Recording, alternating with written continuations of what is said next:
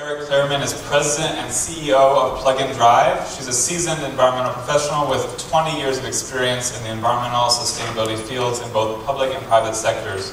She's been a member of the Advisory Committee of Greening Greater Toronto, Chair of Board of Management, Energy and Environment for Ontario Centres of Excellence, Vice President of Sustainable Development at Ontario Power Generation, and an Environmental Law Associate. Kara. Well, thank you. I'm going to talk to you a little bit about Plug and Drive and what we're trying to do, and I hope there'll be time for questions in the end. I mean, you've been here at a really fantastic forum where I think a lot of you folks already totally get this, so I'm going to be quick on the business case for electric cars. But I mean, basically we have a huge opportunity, particularly in Canada, where we have very low emitting electricity in almost every province. And so right now we have greenhouse gas emissions from transportation as the largest emitting sector in almost every jurisdiction. If it's not the top, in Ontario it's the largest emitting sector.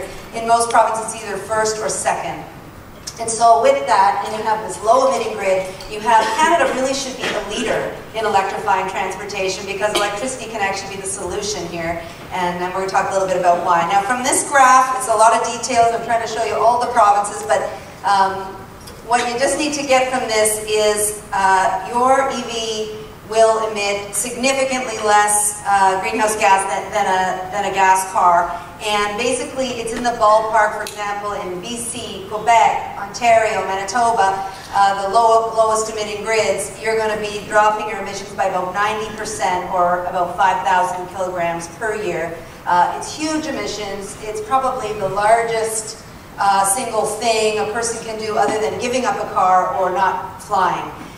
So huge reduction potential, and the thing that I think a lot of people don't know is how much money you can save. And actually we spend a lot of time on the math around the cost savings, because we do find it's really compelling and helps persuade a lot of people who say, yeah, the environmental benefit is nice, but what's it going to cost me? And you've heard, EVs are a little bit more expensive up front. When you do the total cost of ownership, you're going to save anywhere from about $1,500 to about $2,500, depending on the size of the vehicle and how much you drive annually. So I'll just give my own personal example. I switched from a minivan to a Nissan Leaf, and yeah, I gave up a little bit on size, but I save about $2,500 a year. My electricity bill for my car is about $300 a year.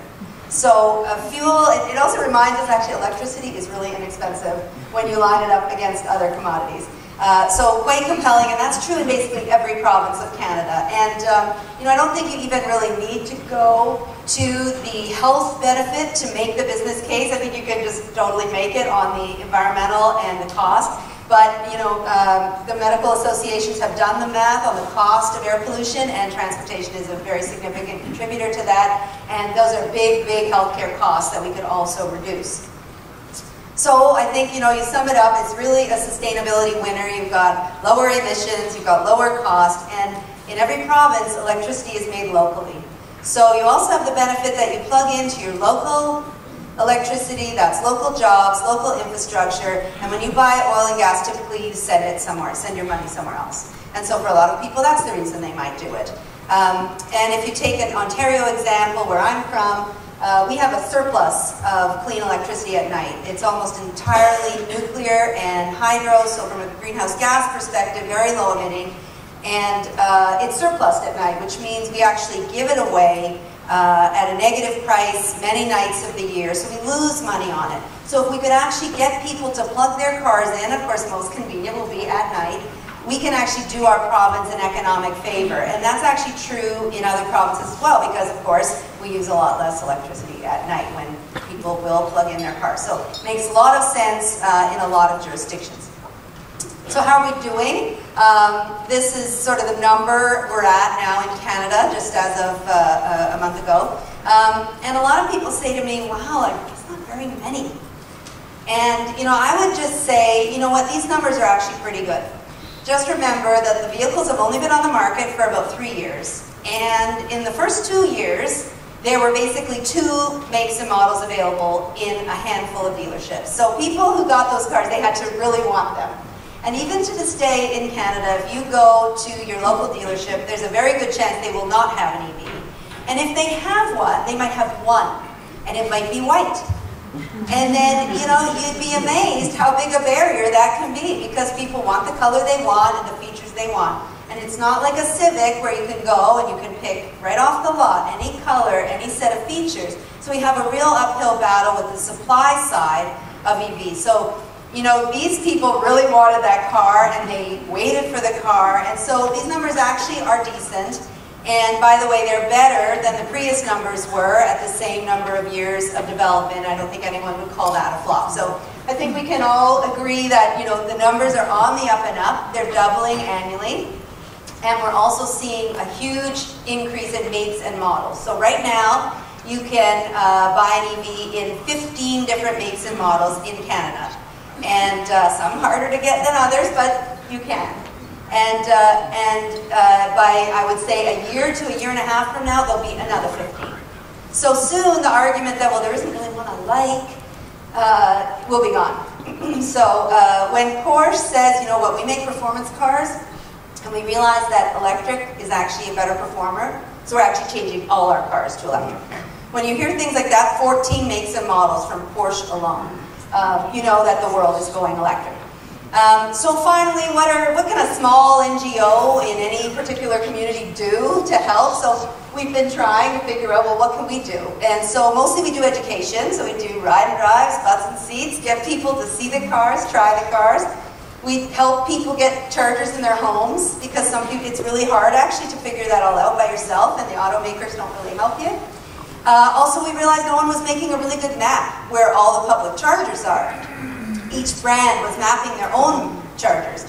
So great, you know where the ChargePoint chargers are, or the Eaton chargers are. It's like, well, I'm a driver, I just want to know where all the chargers are. I don't care what brand they are. So we just put them all together on a map. And CAA now has that on an app, so you can find out where the public chargers are available. And finally, we don't have much Canadian data. All our data on EV owners comes from California. And maybe those are similar people to the people who are adopting electric cars here, but we don't know. So we've started an EV Owners Club, and if you are an owner, please sign up. And the purpose for that is to collect data so we can learn who are these early adopters, what things can we do to help more people become those early adopters, and we need to learn about those Canadian adopters, and we're just on the start of that. This just gives you an idea of what you got going on here in BC, and actually there's quite a lot of public chargers. There's about 2,500 across Canada. And a good chunk in BC, actually BC is the leader in infrastructure, so you've got a good jump on the rest of us. Ontario is a laggard. And finally, I think something really exciting that we probably don't talk enough about, but you know, it's kind of, we're just on the edge of it, is the potential for storage in cars and to contribute to distributed energy. My car sits on my driveway for a lot of the day, and I can actually offer my battery back into the grid at the peak, shave the peak, maybe someday avoid the need for a gas plant to be built for peak. So there's a lot of opportunity here in the demand management and electricity storage space with your car, so it's going to be more than a vehicle, it's going to be electricity on the go, and I'd be pleased to take your questions after.